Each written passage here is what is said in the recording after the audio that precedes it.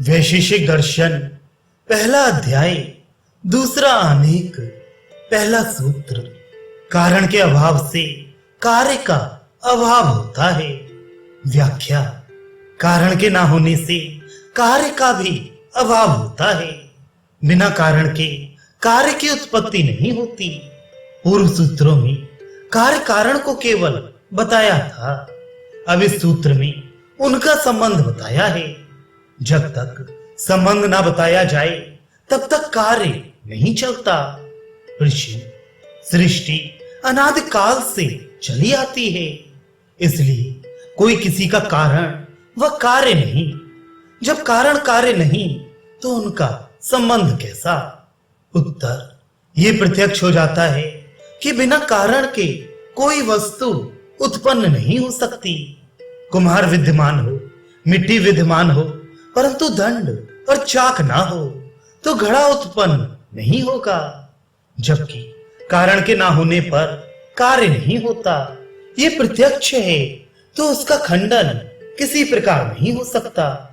यदि कारण पूर्व नहीं तो मकान बन गया या घड़ा बन गया, ऐसा कहना ही नहीं बनता। परंतु मकानों का बनना और उसकी नियत सामग्री का होना, उस सामग्री के बिना कार्य का ना बनना सिद्ध करता है कि कार्य और कारण दोनों विद्यमान है और बिना कारण के कार्य नहीं बन सकता। यदि कारण के बिना कार्य बन सकता, जिस प्रकार अभाव से उत्पत्ति मानने वाले मानते हैं, तो बिना बीज के भी वृक्ष हो जाता और किसी रोग की चिकित्सा भी नहीं हो सकती, क्योंकि इस समय तो रोग का निदान देखकर उसकी चिकित्सा करते हैं। और जब रोग का कोई कारण ही ना हो तब उसका विरोधी कौन है जिसके द्वारा रोग का विनाश किया जाए? अतः कार्य कारण का संबंध आवश्यक ही है। कारण के होने पर कार्य की उत्पत्ति होती है और कारण के ना होने पर कार्य की उत्पत्ति नहीं होती। प्रश्न। जब कारण विद्यमान हो तो कार्य का होना आवश्यक ही है, परंतु ऐसा देखा जाता है कि प्रायः कार्य उत्पन्न नहीं होता। इससे विदित होता है कि कार्य कारण का संबंध नहीं। उत्तर। जब नियम में यह आवश्यक नहीं कि कारण की उपस्थिति से कार्य अवश्य उत्पन्न हो, किंतु कार्य की उत्पत्ति के लिए कारण होना आवश्यक ही है, चाहे कार्य भी उत्पन्न हो चाहे ना हो। जब होंगे तब बिना कारण के अकस्मात नहीं होंगे। आशय यह है कि अभाव से भाव उत्पन्न नहीं होता, किंतु भाव से भाव की उत्पत्ति होती है। जब आकाश के पुष्प की सुगंध को किसी ने नहीं सूंघा और ना ही वंध्या के पुत्र का विवाह किसी ने देखा, इसी प्रकार बिना कारण के कार्य को भी किसी ने नहीं देखा। अब आगे ये दिखाते हैं कि कारण की सत्ता के लिए कार्य की सत्ता की आवश्यकता नहीं। जिस प्रकार संतान की उत्पत्ति के लिए माता पिता का होना आवश्यक है, किंतु माता पिता की सत्ता के लिए संतान की सत्ता की आवश्यकता नहीं। दूसरा सूत्र। पर कार्य के अभाव से कारण का अभाव नहीं होता। व्याख्या। परंतु कार्य के ना होने से कारण का अभाव नहीं हो सकता।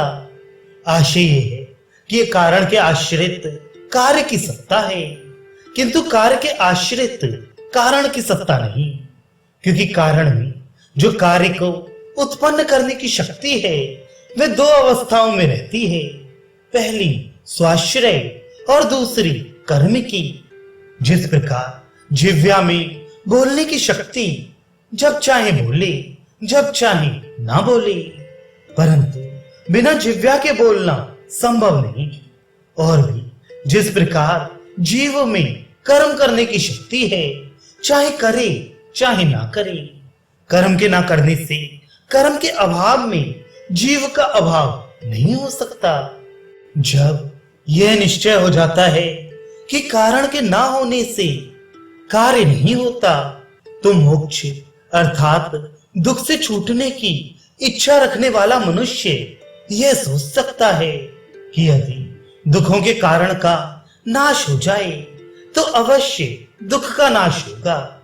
जहां तक पता लगता है, ये ठीक ठीक ज्ञात होता है कि दुखों का कारण विपरीत ज्ञान है, क्योंकि ये जड़ जगत चेष्टा रहित है। जीवात्मा को सुख दुख नहीं दे सकता। जीवात्मा अपनी अल्पज्ञता से किसी वस्तु को सुख का कारण मानता है, किसी को दुख का कारण मानता है। इस विपरीत ज्ञान से राग द्वेष और दोष उत्पन्न होते हैं। जिसमें राग है उसको प्राप्त करने की और जिससे द्वेष है उसको त्यागने की इच्छा होती है। इसे धर्म और अधर्म दो प्रकार के कर्म होते हैं जिनसे जन्म मरण होते हैं, जो दुख का कारण होते हैं। यदि किसी को संदेह हो कि इस मिथ्या ज्ञान का कारण जो अल्पज्ञ जीवात्मा की अल्पज्ञता है, इस मिथ्या ज्ञान के नाश से जीवात्मा का भी नाश हो जाएगा, ये सत्य नहीं है। क्योंकि कार्य के नाश से कारण का नाश नहीं होता। द्रव्य गुण और कर्म के लक्षणों के उपरांत सामान्य विशेष का लक्षण करते हैं। तीसरा सूत्र, सामान्य और विशेष ये दोनों बुद्धि की अपेक्षा से हैं। व्याख्या, सामान्य और विशेष ये बुद्धि की अपेक्षा से लिए जाते हैं। जो बहुतों से संबंध रखे वे सामान्य है, जो थोड़ी वस्तुओं से संबंध रखे वे विशेष है। इसका आशय यह है कि जो गुण बहुत देश या व्यक्तियों से संबंध रखे सामान्य कहलाएगा, जो गुण थोड़े से देश या थोड़े व्यक्तियों में रहे वह विशेष कहलाएगा। आशय यह है कि जो गुण बहुत देश व्यक्तियों में पाए जाएं वे सामान्य कहलाएंगे, और जो गुण थोड़े देश या थोड़े व्यक्तियों में रहें उनको विशेष कहेंगे। अब न्यून या अधिक बुद्धि से जाना जाता है। जैसे कहा जाए कि सजीव तो एक गुण संपूर्ण प्राणियों में पाया जाता है, इसलिए सामान्य है। और यदि कहा जाए मनुष्य तो ये गुण केवल नरों में ही पाया जाता है, शेष जानवर इससे पृथक हो जाते हैं, इसलिए इसको विशेष कहते हैं। इसी प्रकार हिंदुस्तानी आदमी ये सामान्य है, परंतु इसमें ब्राह्मण विशेष है। ऐसे ही ब्राह्मण सामान्य है और गौड़ ब्राह्मण विशेष है। वह मनुष्य जो जानवर की अपेक्षा विशेष था, हिंदुस्तानी की अपेक्षा से सामान्य हो गया, क्योंकि वह संपूर्ण मनुष्यों के लिए हुआ था और ये केवल हिंदुस्तान के रहने वालों के लिए है।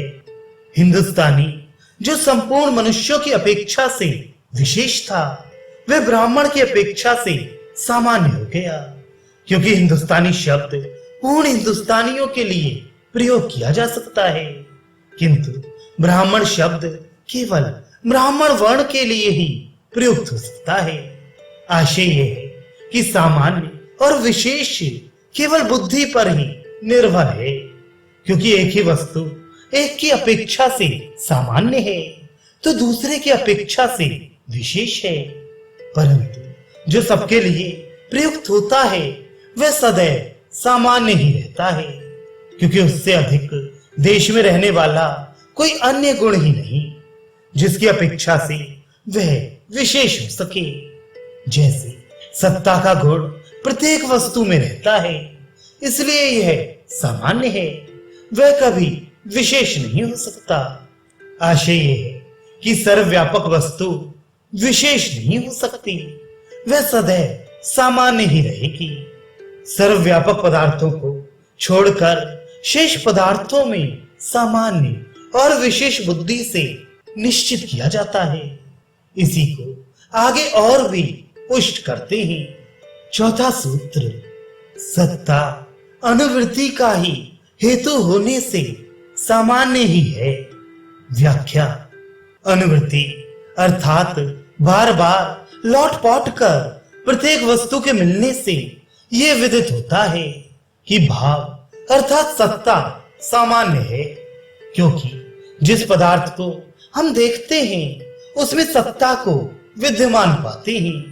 कोई वस्तु ऐसी नहीं जो सत्ता से रहित हो। जब संपूर्ण विशेषों में सत्ता विद्यमान है तो उसको सामान्य मानना पड़ेगा, क्योंकि जो एक पदार्थ में सत्ता है उसको दूसरी वस्तु की सत्ता से पृथक करने वाला कोई गुण नहीं है। पांचवा सूत्र, द्रव्यत्व, गुणत्व, कर्मत्व सामान्य भी हैं, विशेष भी हैं। व्याख्या, द्रव्य में द्रव्यत्व गुण है जिसके कारण वे और पदार्थों से भिन्न जाना जाता है। इसी प्रकार गुण में गुणत्व है जो औरों से उसे पृथक करता है। ऐसे ही कर्म में कर्मत्व है जो उसको अन्यों से पृथक करता है। ये सामान्य और विशेष दोनों प्रकार का है। जिस प्रकार पृथ्वी आदि प्रत्येक द्रव्य में जो गुण है वे सामान्य द्रव्यों में रहने से सामान्य है, परंतु जो पृथ्वी में विशेषता उत्पन्न करने वाले गुण हैं, जो पृथ्वी को दूसरे द्रव्यों से पृथक करते हैं, और ये विशेषकर पृथ्वी में होने से और द्रव्यों में ना होने से विशेष हैं। और एक द्रव्य के बहुत कार्य द्रव्यों में जाने से जो गुण एक कार्य द्रव्य को दूसरे कार्य द्रव्य से भिन्न करते हैं, उनके कारण और भी हो जाते हैं। ऐसे ही गुण कर्म में भी समझ लेना कि सामान्य गुणों में जो धर्म मिलते हैं उनके कारण से गुण सामान्य हैं, किंतु रूप आदि गुणों में जो धर्म एक गुण को दूसरे गुण से पृथक करते हैं उनके कारण से विशेष हैं। इसी प्रकार कर्मों में जान लेना चाहिए। छठा सूत्र, अंत में होने वाले विशेषों से अतिरिक्त सब सामान्य विशेष हैं। व्याख्या, यह विशेषता कार्य द्रव्यों में ही रहती है, क्योंकि उसी समय एक दूसरे से भिन्न होना जाना जाता है, किंतु परमाणुओं की अवस्था में यह भेद नहीं कर सकते।